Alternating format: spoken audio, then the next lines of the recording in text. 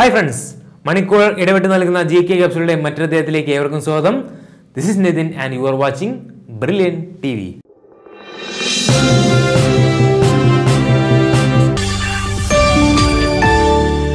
തികച്ചും വ്യത്യസ്തമായ മറ്റു ചില ചോദ്യങ്ങളിലേക്കാണ് നമ്മൾ പോകുന്നത്. അതിൽ പ്രധാനപ്പെട്ടാണ് യൂണിവേഴ്സിറ്റികൾ അല്ലെങ്കിൽ സർവകലാശാലയുമായി ബന്ധപ്പെട്ട ചോദ്യങ്ങൾ സാധാരണ ചോദിക്കുന്നതാണ്. എന്നാൽ ആദ്യത്തെ സ്ത്രീകളുടെ സർവകലാശാല അല്ലെങ്കിൽ first woman university in India ഏതാണ് ചോദിക്കാം. First woman university in India 1916 Shrimati Nadibai Damodar Thackersey യൂണിവേഴ്സിറ്റിയാണ്, അല്ലെങ്കിൽ SNDT എന്ന പേരിൽ അറിയപ്പെടുന്നതാണ്. SNDP അല്ല, SNDP നമ്മുടെ കേരളത്തിലാണ്. SNDT എന്ന പേരിൽ അറിയപ്പെടുന്ന യൂണിവേഴ്സിറ്റിയാണ്. ഇന്ത്യയിൽ തന്നെ ആദ്യത്തെ വുമൺസ് യൂണിവേഴ്സിറ്റി എന്ന പേരിൽ അറിയപ്പെടുന്നത്. 1916 ഈ യൂണിവേഴ്സിറ്റി നിലവിൽ വന്നതെന്ന കാര്യം നിങ്ങൾ ഓർത്തിരിക്കുക. അപ്പൊ ശ്രീമതി നാദിബായ് ദമോദർ താക്സേരി യൂണിവേഴ്സിറ്റി അല്ലെങ്കിൽ SNDT യൂണിവേഴ്സിറ്റി എന്ന കാര്യം നിങ്ങൾ ഓർത്തു വയ്ക്കുക. ഇനി കറണ്ട് അഫയറുമായി സ്ഥിരമായി ചോദിക്കുന്ന ചോദ്യ രീതിയാണത്. ഇന്ത്യയുടെ പൊസിഷൻ വേൾഡ് ഗ്ലോബൽ സോൺ അല്ലെങ്കിൽ ഒരുപാട് പൊസിഷൻ, ഇന്ത്യക്ക് ഒരുപാട് റാങ്കിങ്സ് നൽകിയിട്ടുണ്ട്.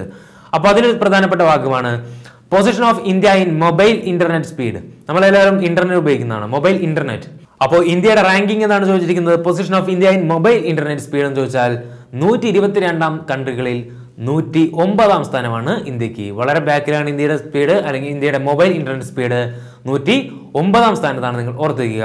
അതുപോലെ തന്നെ the first Indian company which listed in New York stock exchange അല്ലെങ്കിൽ നാസ്ഡാക്ക്, അതിൽ ലിസ്റ്റ് ചെയ്യപ്പെട്ട ആദ്യത്തെ ഇന്ത്യൻ കമ്പനി എന്ന് ചോദിച്ചാൽ നിങ്ങൾ ഒരു കാരണവശാലും തെറ്റിക്കരുത്, അത് ഇൻഫോസിസ് ആണ്. The first Indian company which listed in New York stock exchange ചോദിച്ചാൽ അത് ഇൻഫോസിസ് ആണെന്ന കാര്യം നിങ്ങൾ ഓർത്തു വയ്ക്കുക.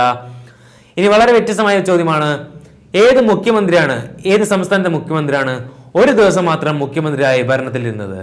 ഏത് സംസ്ഥാനത്തെ മുഖ്യമന്ത്രിയാണ് ഒരു ദിവസം മാത്രം മുഖ്യമന്ത്രിയായിട്ട് ഇരുന്നത് അല്ലെങ്കിൽ ഭരിച്ചത് എന്ന് ചോദിച്ചാൽ, അല്ലെങ്കിൽ who became the CM of a state only for 1 day?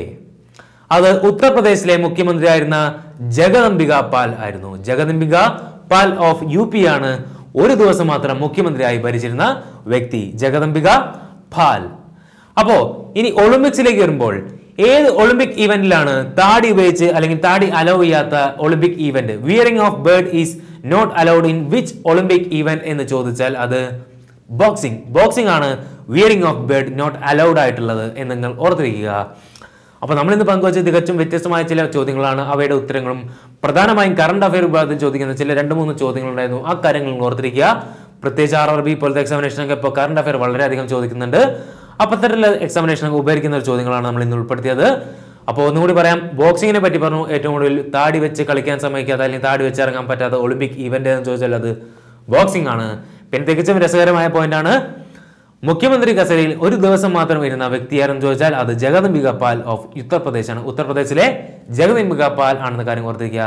പിന്നെ ഏറ്റവും ആദ്യം പറഞ്ഞ വുമൺസ് യൂണിവേഴ്സിറ്റിയുടെ പേര് നിങ്ങൾ ഓർത്തിരിക്കുക. ഇന്ത്യയുടെ മൊബൈൽ ഇന്റർനെറ്റ് സ്പീഡിലെ ഇന്ത്യയുടെ റാങ്കിങ്ങും പിന്നെ ആദ്യത്തെ Indian company which listed in New York stock exchange നിങ്ങൾ ഓർത്തിരിക്കുക. അപ്പോൾ ഇതുപോലത്തെ തികച്ചും വ്യത്യസ്തമായ വൈവിധ്യമാർന്ന റാങ്ക് മേക്കിംഗ് ചോദ്യങ്ങളുമായിട്ട് ഞാൻ ഇനിയും വരുന്നതായിരിക്കും. This is Nithin signing out. Have a great day.